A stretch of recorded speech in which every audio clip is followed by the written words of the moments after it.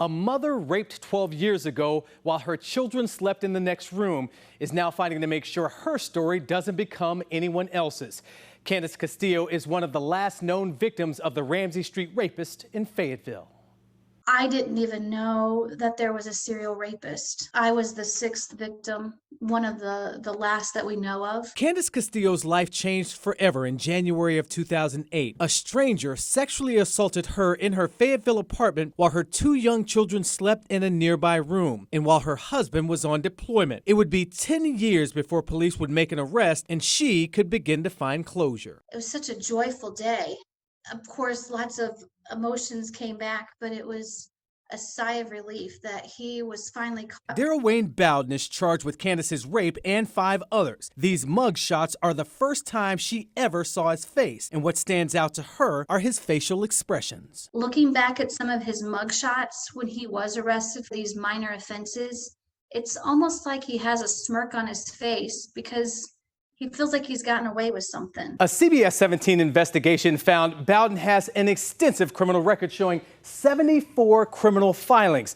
But we wanted to dig deeper into his run-ins with the law during the string of Ramsey Street rapes, and here's what we found. Bowden was arrested in Cumberland County on December 5th of 2005 on 3 felonies related to a larceny charge. The first rape he's now accused of occurred less than 4 months later. Then in July of 2006, Bowden was jailed in New Hanover County for driving on a revoked license. The following month, the second rape occurred. Then a third rape on February 12th of 2007. 8 days later, Bowden was jailed in New Hanover County for driving on a revoked license. That was February 20th. 14 days later, on March 6th, a fourth rape reported. 29 days after that, Bowden was jailed in Cumberland County on the larceny charge from December of 2005. 2 more rapes were committed in September of 2007 and then in January of 2008. More than a decade later, police used a genealogy website to match Bowden to DNA evidence collected at several of the rape scenes. Bowden's criminal record included felonies,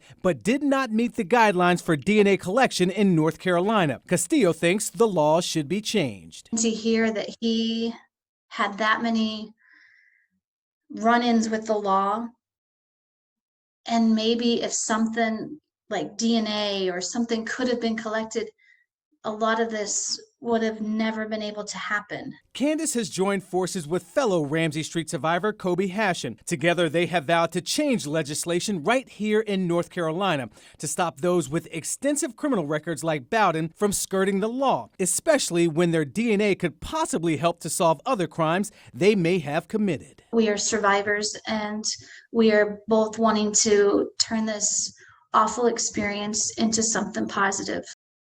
Something Candace still struggles with is feeling victimized a second time when the complex she lived in actually charged her for the damage done by her attacker as he broke into her home.